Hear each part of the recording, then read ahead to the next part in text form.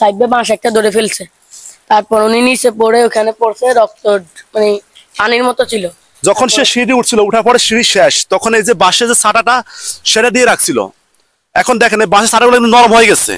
যখন সে পা দিছিল, পা দেওয়ার সাথে সাথে এটা ভেঙে সে নিচে পড়ে যায়। একটু ক্লোজ দেখেন। মাছার মধ্যে উঠি, তারপর সংজ্ঞা ভাই উপরে উঠে গেছে। আপনি উঠছেন মাছাটা, তখন আপনি মাছা পা দিয়েছেন না মাছায়? জি। তখন আপনার কাছে কি মনে হচ্ছিল? মাথাটা কি শক্ত ছিল? কি মনে হচ্ছিল আপনার কাছে? মোটামুটি কমফোর্টেবল ছিল। এক বড় বড় মাছা নিচে পড়তে পড়তে সিঁড়ির সাথে বাড়ি খাইতে খাইতে খাইতে খাইতে নিচে পড়ে গেছে। আসসালামু আলাইকুম সুপ্রিয় দর্শকবৃন্দ। নোয়াখালীতে যেন মৃত্যুর মিছিল কোন রকম থামছেই না। একের পর এক আমাদের মাঝে মৃত্যুর মিছিল এসে হানা দিচ্ছে। আপনারা তো জানেন ইতিমধ্যে যে গত একদিন আগেও আমাদের নোয়াখালী সেই ভ্যামগঞ্জ পরেই চন্দ্রগঞ্জ পূর্ববাজারে একটা মাইক্রোবাস অ্যাক্সিডেন্ট হওয়ার পরে একই পরিবারের 7 জন মারা গেছে। সেই রেশ না কাটতে কাটতে গতকাল সন্ধ্যায় আসর নামাজের পরে আমি যে মসজিদ দাঁড়িয়ে আছি, এই মসজিদ হচ্ছে আপনার নোয়াখালী ব্যায়ামগঞ্জ কাছারিহাট নতুন মসজিদ, যেটাকে আপনার একটা গম্বুজ তৈরি করছে, বিশেষ করে 8 তলা একটা গম্বুজ। এই গম্বুজটা দেখার জন্য আমাদের এখানকার একজন স্থানীয় হামিদ ভাই সে উঠছিল তার বন্ধু নিয়ে, কিন্তু দুর্ভাগ্যবশত হয়তো তার কপালে এখানে মরণ লেখা ছিল।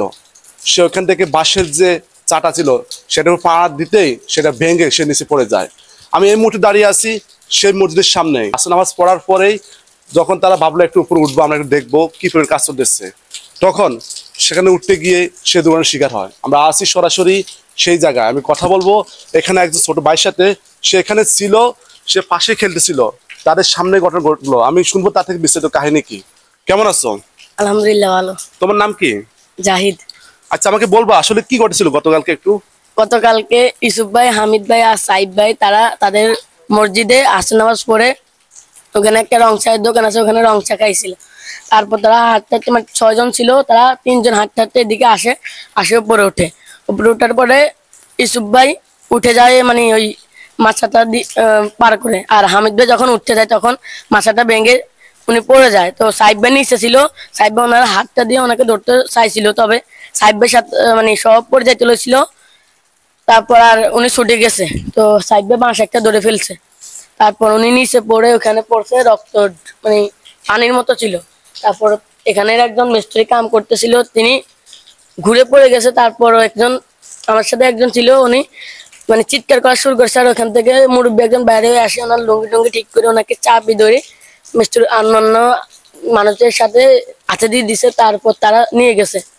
যাওয়ার পর বাংলা বাজারের পর্যন্ত মনে হয় ওনার নিঃশ্বাস ছিল। তারপর তাকে ফাইমে নিয়ে যাওয়া হয়, আর কালকে রাতে 8টার দিকে তাকে নিয়ে আসা হয় মৃত অবস্থায়। সবচাইতে কষ্টের বিষয়, ওনার বোন কত জানি? 3 জন। 3টা বোনের পরেই একটি মাত্র সন্তান, বাবা মায়ের আদরের সন্তান, যার বয়স সবে মাত্র 20-এ পা দিয়েছে। সে আমাদের নোয়াখালী সরকারি কলেজের বর্তমান রানিং চলাকালীন এসএসসি পরীক্ষার্থী। তার পরীক্ষা চলমান ছিল, এসএসসি পরীক্ষার্থী, তার পরীক্ষাটি রানিং চলাকালীন ছিল। আমি যদি দেখে আপনাদেরকে যে ঘটনাস্থলে সে কোথেকে পড়ছে, আমি যদি দেখে আপনাদেরকে দেখেন, একটু দেখেন। এই সেই গম্বুজটা, এই বাসে কি এটা এগুলো না বাসে এগুলো ছিল এটা নেই। এই সেই গম্বুজটা, যে গম্বুজ থেকে সে পড়ে গিয়েছিল। দেখেন যখন সে সিঁড়ি উঠছিল, উঠার পরে সিঁড়ি শেষ, তখন এই যে বাঁশের যে ছাটাটা সেটা দিয়ে রাখছিল। এখন দেখেন এই বাঁশের ছাটাগুলো কিন্তু নরম হয়ে গেছে। যখন সে পা দিছিল, পা দেওয়ার সাথে সাথে এটা ভেঙে সে নিচে পড়ে যায়। একটু ক্লোজে দেখাও। এই যে বাঁশের যে ছাটাটা সেটা ভেঙে পড়ে সে নিচে পড়ে যায়। আমি যদি দেখাই ঘটনাস্থলে সে কোথায় পড়ছে, অলরেডি সেখানে তালাবদ্ধ অবস্থায় আছে। তারপর আমরা দেখি একটু আপনাদের দেখানো যায় কিনা। আমি একটু ভিতর প্রবেশ করি, আমি একটু দেখে আপনাদেরকে। এখান দিয়ে সিঁড়ি বেয়ে উঠছিল, সে এখান দিয়ে সিঁড়ি বেয়ে উঠছিল উপরে। উঠার পরে যখন সে পা দিছিল বাঁশের কাঞ্চিতে, তখন সে বাঁশের কাঞ্চি ভেঙে সে নিচে পড়ে যায়। এখানে এই যে দেখতেছেন সিঁড়ি যে কণা, সেই কণার সাথে তার মাথায় আঘাত লেগে সে প্রচুর পরিমাণ রক্তক্ষরণ, ব্লিডিং হয় এবং সে মানে একদম গুরুতর আহত হয়ে যায়। যখন তাকে নেওয়া হচ্ছিল হসপিটালে, বাংলা বাজার নামক স্থানে যাওয়া পচা মাত্র সে সেখানে নিঃশ্বাস ত্যাগ করে।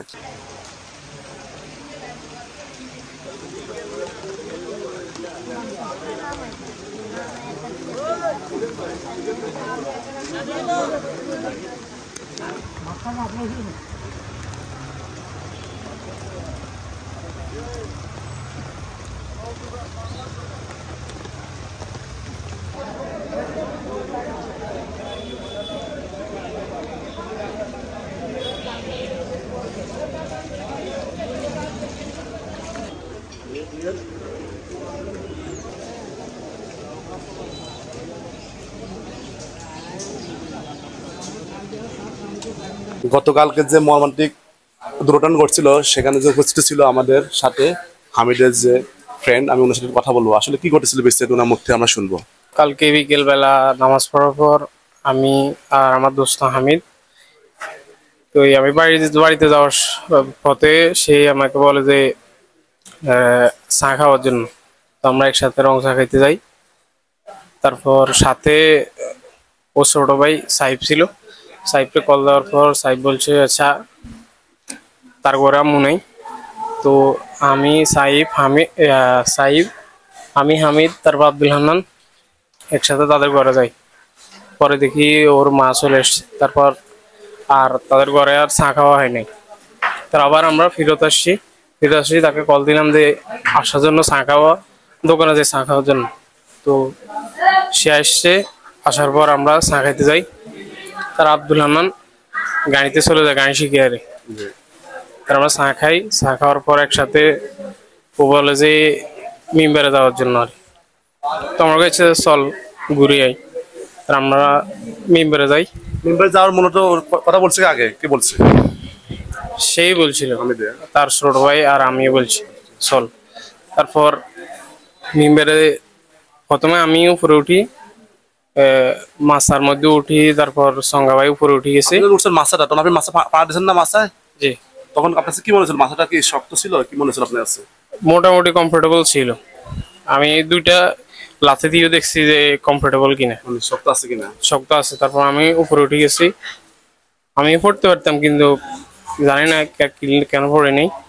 তার আমার বন্ধু মাছটা নরম ছিল, হয়তো প্রথমত পড়ার কথা ছিল আপনি, যাতে আপনি উঠে গেছেন কিন্তু কিছু হয় না। তার মানে এটা তো স্ট্রং আছে, যেটা আপনার বাসার মধ্যে আপনার মনে হয়েছিল। স্বাভাবিক এটা যে কেউ মনে হবে যে তাতে আমি উঠে গেছি, তার মানে এটা তো স্ট্রং আছে। তারপর আমার বন্ধু উপরে উঠছিল, মাছের উপরে উঠেই ও ছোট ভাইরে বলছে যে তুমি এখন উঠিও না, যে দুজন একসাথে উঠলে যে এটা ভাঙি যাবে। তো সে নিচে ছিল আর হামিদে মাছা ভাই উপরে উঠি দুই ফাঁড়া দিই। সঙ্গার মধ্যে হাঁড়া দেওয়ার সাথে সাথে ভাঙ্গি নিচে পড়ে যেতে চলেছে। আমি উপরে উঠে এক কোণা চলে গেছিলাম। তো ভাঙার সাথে সাথে সে বলছিল যে ভাঙছে এই কথা বলার সাথে সাথে আমি দৌড়ে চলে এসেছি। তাই দেখিও মানে ও মাছার চেষ্টা করার জন্য যে একটু সামনে আগাইছে, কিন্তু মাছা তো ভাঙি শূন্য হয়ে গেছে। তার ফলে সামনের দিকে যাইতে হইতেছে না।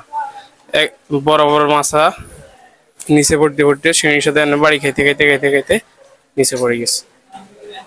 এটা কতলা? এটা এটা গম্বুজটা আনুমানিক এই 8তলা 7তলা 8তলা। খুবই একটা নিদারুণ কষ্টদায়ক ঘটনা। আসলে আমরা কখনো কাম্য করি নাই। বাপমার একটি মাত্র সন্তান ছিল হামিদ, না? জি। বাপমার একটি মাত্র সন্তান, হয়তো আজকে কথা ছিল এদের সাথে জুমা নামাজ পড়বে, কিন্তু সে শুয়ে আছে আজকে খাটিয়াতে। ভাগ্যের নির্মম পরিহাস, হয়তো তার সাথে ঘটনা ঘটবে।